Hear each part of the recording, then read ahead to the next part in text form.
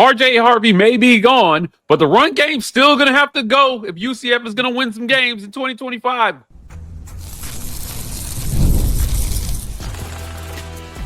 You are Locked On UCF, your daily podcast on the UCF Knights, part of the Locked On Podcast Network, your team every day. Welcome on in to Locked On UCF, your daily UCF podcast. I'm your host, Mike G, and thank you so much for making us your first listen of every single day. Joining me as he does every week is my good friend Andrew Gluco, purveyor of all things UCF. He's been covering the Knights for a very long time. He's actually a UCF graduate. Does many good writings everywhere for UCF.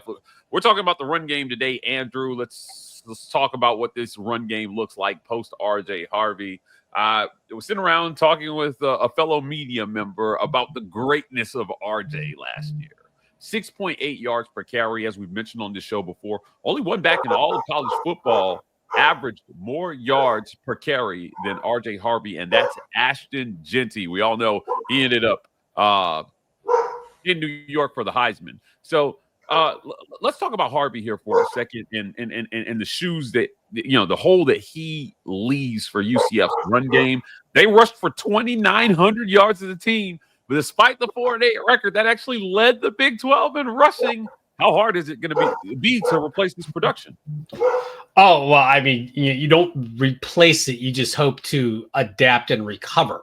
You're not going to fully replace, arguably one of the best running backs to ever play for UCF. There's arguments between him and Kevin Smith, who's the best in UCF history. So, yeah, you're not going to just replace him. You're going to have to find ways to adapt, and that's where this season runs into a bit of a hiccup because Miles Montgomery's good and he worked well as a change of pace back, but you need a guy who can handle the load, not only like an RJ Harvey, but also to be able to quickly shift in with another running back or even try to do some misdirection stuff, because UCF's got a brand new wide receiver room. They got brand new quarterbacks. This is largely a whole new roster outside of a few pieces here and there, a couple linemen, Montgomery, Jacari Brown.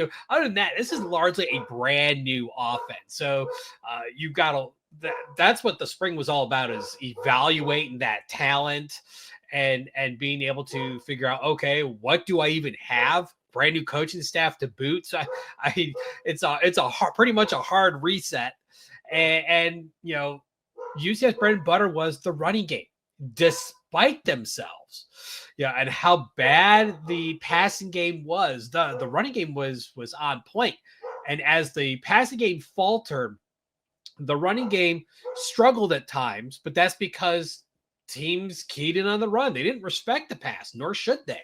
UCF was, kind of a bit of a paper tiger when it comes to throwing the ball. You had all these great talented wide receivers, but with no one to get them the ball, they really couldn't shine. Kobe Hudson kind of disappeared, not totally to any fault of his own, but because he had no quarterback. So, RJ Harvey was able to adapt and at times excel with a only fair offensive line and a defense that was keen in on him running the ball. I don't see anyone single-handedly doing that themselves next season, but now it's about, Miles Montgomery and this new crew, because, all these other guys who ran the ball at times, Johnny Richardson, Penny Boone, even Xavier Townsend, they're all gone. So it's Miles Montgomery and a bunch of new guys to the team. And Scott Frost's going to have to find a way to make it work. You mentioned what they did was actually impressive last year, despite the results in the win-loss column, Andrew. Again, only a 4-8 record, but they led the Big 12 in rushing impressively. Now, of that returning production, they only have Miles Montgomery and Jacurri Brown. Those guys collectively averaged 6.6 yards per carry. And when you look at what Jacurri Brown was able to do on the ground, we're talking about 53 carries for 401 yards. Miles Montgomery put in 51 carries for 293 yards, 7.6 and 5.7 yards respectively. Before we move on, I want to talk about the quarterback and their contribution to the run game and what it may look like this year under Scott Frost and McKenzie, Milton. Jacurri Brown obviously was dynamic with his legs at times. He essentially just got pulled because they couldn't push the ball downfield with his arm when they were down when they needed to. I think that's what really opened the door for Dylan Riss to come in there at the end of the season and get his shot. But with how effective he was as a runner last year, you got to think if they can bring his arm along, he's going to be a factor in this QB race because he's a very, very good athlete. He is. As far as pure athleticism goes, he's the top of these, now three guys between Tayven Jackson, him, and Cam Fancher. However, he got pulled because you can hit the side of a barn at times. And, he barely passed for 50% on the season, 1 touchdown, 4 interceptions. You're not going to win games like that. He made some bad decisions. Decision-making can be worked on through maturity and film study. Throwing mechanics can be improved on with coaching. His athleticism is just a gift. That's just what he's been gifted with. And if he can find a way to really figure out the throwing, which he hasn't at 2 different schools, if he can figure it out, he's a very dangerous player. Now, I do want to point out that his rushing numbers are a little bit skewed down, actually, because later in the season, he was used for short yardage situations. So he would run 1-2 yard runs, to get a first down or a touchdown. So, he's got some really good legs. If he can get to the outside, it comes down to it's his decision making and his anticipation of routes. Which all comes back to the mental aspect of the game.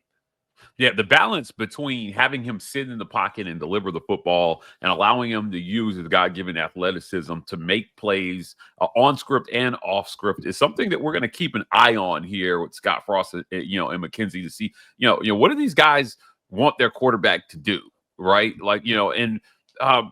At the end of the day, if you can't throw the ball, if you're going to be one-dimensional, and I think it's what makes their rushing numbers so impressive, is that at times teams, Andrew, would just load up the box and say, you know what? You guys haven't proven you can push it down the field, so we don't even respect it. Let's just put 9 in the box and dare you to beat us down the field. And they've done it. Teams were doing that. 8, 9 guys in the box, give it to RJ Harvey, hope for the best. The times when you got him, the box less populated was when RJ Harvey left the field. That's where Miles Montgomery was such a good change of pace back, because when he would come in, they would respect the pass a little bit more because he's not RJ Harvey, and he was able to take advantage. I believe it was Iowa State first half, just the struggle that RJ Harvey had, but Montgomery was able to get chunk yardage at a time. And then the second half, the roles flipped. Yeah. And if I recall correctly, it was the Iowa State game that happened. And he ran amok in the second, Harvey ran amok in the second half, and Montgomery did his job. He was the change of pace back. So it comes back to a side effect is if Montgomery's going to be your every down back, which right now looks like it is, but I mean, he's got some competition. He's going to need a capable guy to come in and be that change of pace, or at least be good enough that he can get a breather, and they can still get respectable yardage out of the backfield. Yeah. Look, Jacurri Brown and Miles Montgomery, pretty much all of the returning production there in the run game, but neither one of those guys can do it alone. We'll talk about who's there to support them in the run game right after a quick word from our sponsors. This episode of Locked On UCF is brought to you by our friends at FanDuel. The NBA playoffs are in full swing, and every night delivers highlight-worthy performances, major momentum shifts. And if you have not been watching Tyrese Halliburton absolutely destroy the opposition this NBA playoffs, you're missing something. Get in on the Hallie action with FanDuel. FanDuel makes it easy to stay in the game before tip-off and live with player props, performance trends, and same-game parlays. Fans have more ways than ever to play smart and win big. You know which players are showing up for the biggest moments, and you can track their trends. If you got a read on who's heating up, why not back it up with the same game parlay? So one of my favorite things to do is to bet it while it's happening. Take advantage of those trends while you can. New to FanDuel, it's a perfect time to sign up. Head to FanDuel.com and place your first $5 bet. If it wins, you'll get $200 in bonus bets. Make every moment more with FanDuel, a betting partner of the NBA. Who's there to support Miles and Jacurri potentially, or whoever is at quarterback? We mentioned Jacari Brown as a runner. And I talked a little bit in the last segment about the kind of yards we saw from the quarterbacks last year. I just want to go back over that one time here. You got 401 yards from Jacurri Brown. KJ Jefferson had 193 yards on the ground. We know he didn't play the entire season. You also had Dylan Risk with only 43 yards on the ground. He was shifty, but not really a runner. EJ Colson, 14 yards on the ground. The quarterback in today's college football, when you are a runner, can add a different dimension to your offense, makes the defense play you potentially 11 on 11. And when you've got athletes back there, you got to play one-on-one. Everybody's got to man up. That's advantage offense, Andrew. But besides Miles, we talked about a guy before we started recording that transferred in that fans need to keep an eye on. Maybe isn't getting talked about enough, and that's Jaden Nixon. Talk to me about Jaden Nixon. This is a guy who has the potential to be a sleeper here in this running back room. Jaden Nixon transferred in from Western Michigan during the offseason. Prior to Western Michigan in 2024, he played at Oklahoma State, was backing up Ollie Gordon. He played against UCF in 2023 when the Knights curb stopped the Cowboys at the Space Game that year. But, you look at his numbers, his career backup, at Oklahoma State. And then at Western Michigan, 143 carries, 919 yards. That's 6.4 yards per carry average, 12 touchdowns. That's what you expect to see.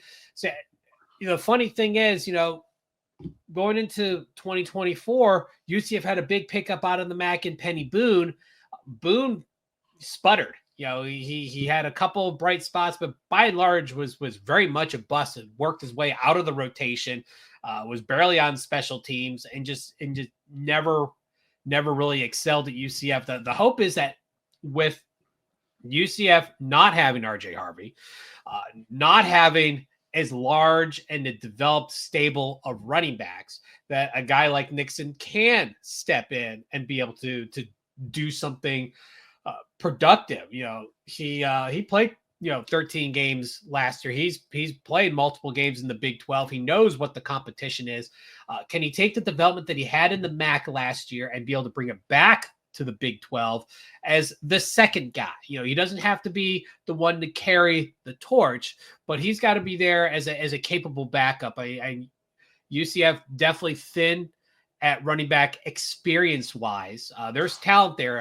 Tayven Swint, the freshman, very good words spoken about him. I wouldn't be surprised if he finds his way on the field this year as part of the rotation. But you need at least 2 to 4 very capable running backs to be able to make this machine work. Yeah. Jaden Nixon quietly just on the fringe of 1,000 yards, right? Like you mentioned, 6.4 yards per carry, 12 touchdowns, had a long of 92. But I think it's important here when you're talking about RJ Harvey and the huge 1,600-yard hole he leaves. With Jaden Nixon coming in here, this guy, I don't know. I feel like sometimes these guys come in and they're a little bit overlooked, and people don't know, and there's not a ton of tape of him in power forward play. So, what's the potential that he comes in and he's gangbusters and blows it out of the water? We haven't talked much about the running back race here with Miles kind of he was clearly the number 2 back last year. So I think a lot of people assume, hey, going into the season, that's our starter. But like I know, when you get into fall camp, guys are going to battle it out, and nobody wants to wait their turn. They want to play now, right? I don't see Jaden Nixon as a guy who's just saying, hey, listen, I'm going to sit behind Miles and wait my turn. Well, I mean, you go for the gold, you want to start, but wherever you end up is where you end up. The good thing about Nixon is that he's been a capable backup, a capable second guy who can, who knows what it's like to be behind the, on the depth chart and be able to come in when needed. Short yardage situations, because Ollie Gordon, struggled in short yard situations. That was not his strength. So, you bring in a guy like, a Jaden Nixon, who's really not a big guy himself, 5'11", about $185, not a huge running back, but can still generate a little bit of power. He and Montgomery are actually kind of similar in size, both about the same height, and Montgomery's a little bit bigger weight-wise, but I mean, it's not a huge difference. So you're going to have to find ways to differentiate these two so that the defenses have to react by changing up how they defend against the run. Because that you want that thunder and lightning. So it forces defenses to have to adapt with their packages and all the other stuff. It throws them off. If you can actually play successfully two running back offenses at times, I mean, that can really, really screw things up for a defense, especially if you're trying to play tempo. Absolutely. Look, running back by committee or workhorse back. I feel like the latter is dying, and it's more running back by committee. We'll talk about whether UCF has the potential for a every down bell cow back here next on Locked on UCF.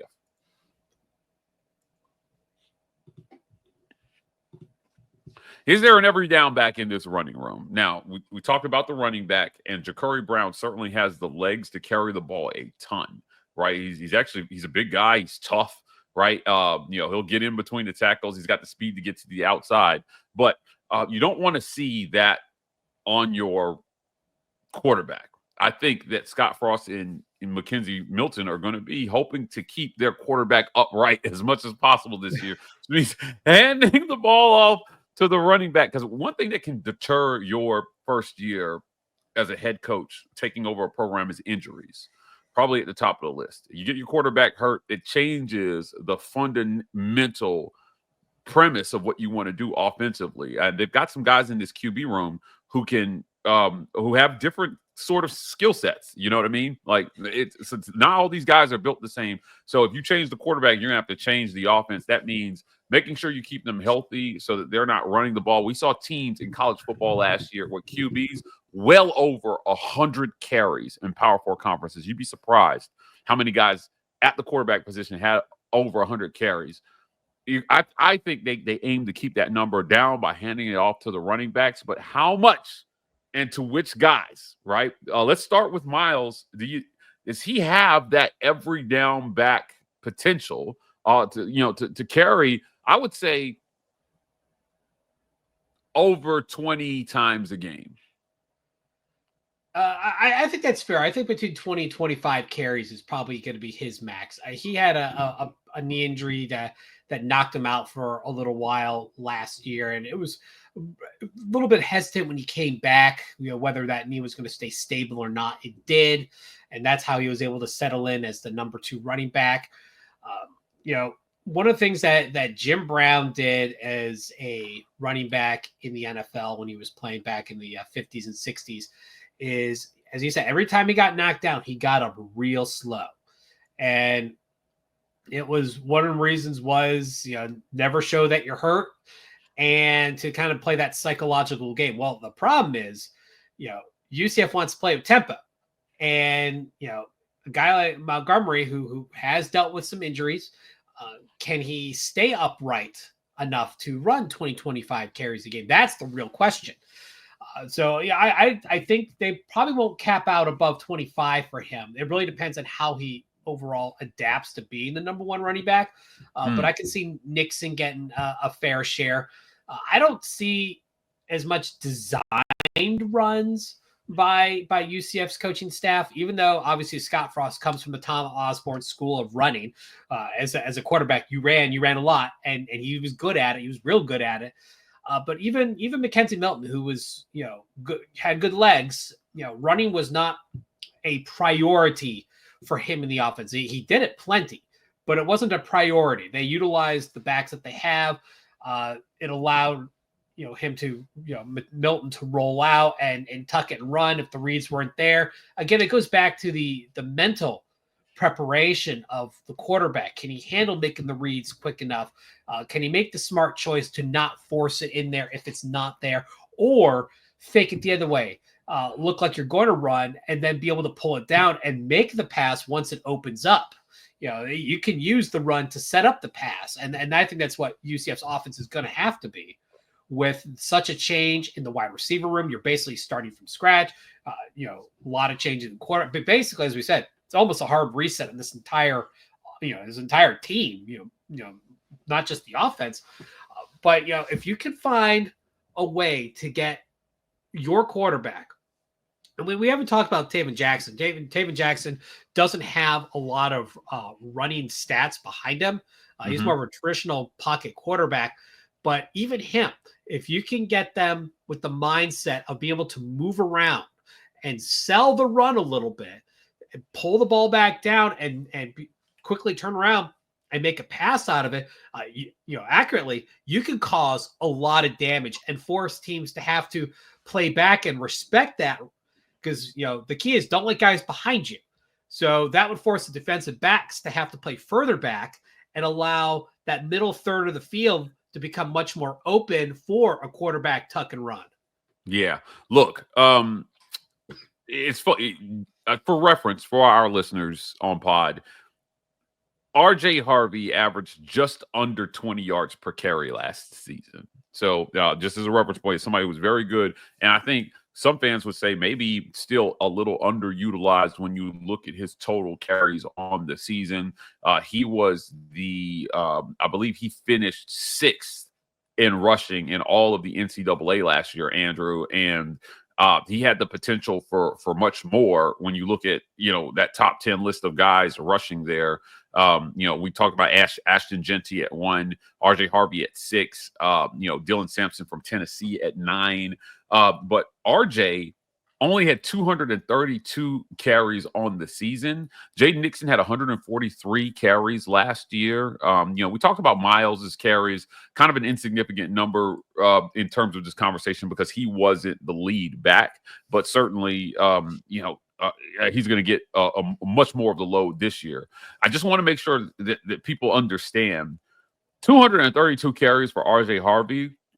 Of the top 10 backs in the country in yards was the least amount of carries that anybody got.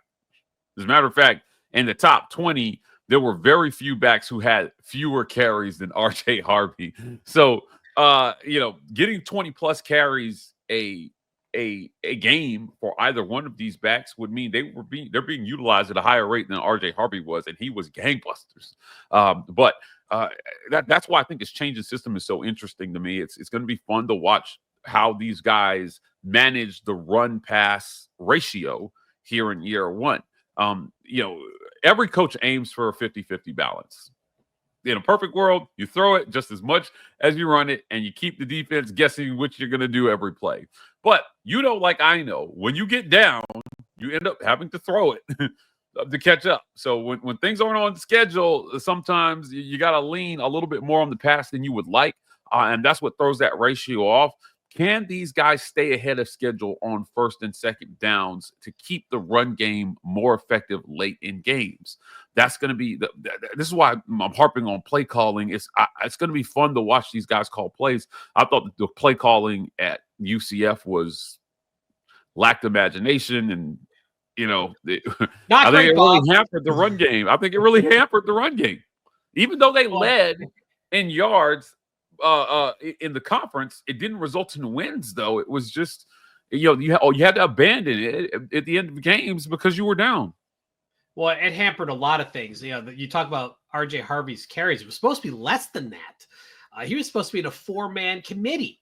You had the 4 horsemen. You had him, Montgomery, Johnny Richardson, Penny Boone. They were supposed to be, 4 very distinct styles that were all just kind of hitting you at different angles. Didn't work out that way. Boone, never really picked up. Johnny Richardson fumbled his way out of the rotation. Oh, man. And then, Montgomery dealt with some injuries, and came back and, did what he could. But I mean, he was never really 100%. And so you had RJ Harvey was the constant. And with the quarterbacks being completely inept, you had to rely on the running game. It's just amazing. It shows how bad the rest of the team was when you are one of the top running backs in the country and your team stinks. You have 4 wins on the year, and you're one of the best guys. It's like, well, we piddled that one away. And you're right. Play calling was questionable at best. Gus Malzahn was just pulled in so many directions. He could not manage the business aspect of the team, being a head coach and play calling. All it's like, choose 1.5, but get rid of the rest. He couldn't do it, and he got very butthurt when he had to give away his play calling. And you saw it during games. Like he and Tim Harris were not on the same page at all, and they were routinely at each other. So I mean, this was towards the end of the year. The wheels were falling off. At this point, Malzahn's like, yeah, this is done. Yeah. The question is, how quickly did he check out at that point? Because I mean, you could just see the two just were not on the same page at all, and the team didn't produce as a result. Yeah, it was hard to watch at times. I have a feeling it'll be easier to watch as the Scott Frost era progresses down in Orlando. Either way, we'll be here to talk about it here on Locked On UCF. Andrew, before we get out of here, I do want to get you on record because we didn't do it on the last segment we did. But give me a prediction here, man. The UCF run game will produce X amount of yards in 2025. What's a realistic number? What's a reasonable number? Or give me your hot take, man, if you feel like they're gonna blow it up. Again, the reference point, 2,900 yards last year on the ground for the Knights that led the Big 12. What do you see here for them in 2025? I say I'm closer to 2,000, 2,200 yards on the year. This is not as talented of a group in any facet. So, and the expectations are lower as a whole. Plus, I think they're going to try and balance the offense a little bit more. But if you don't have a guy like RJ Harvey who can just take over, run 200 yards a game, you're going to have to kind of settle back and just deal with what's given to you. So I think between 2,000 and 2,200 yards is more of my range. Yeah, I would agree with you. Look, hopefully we're wrong and it's much more, but either way, we'll keep an eye on it, guys. That's it for another great edition of Locked On UCF. Thank you so much for making us your first listen of every day. For your second listen, go check out our friends at The Portal Show. Brian Smith has the latest rumors, portal entries, and signings. Be the most informed fan on the rapid changes in college football landscape. Find The Portal on YouTube or wherever you listen to your podcast. You can find us here tomorrow on Locked On UCF.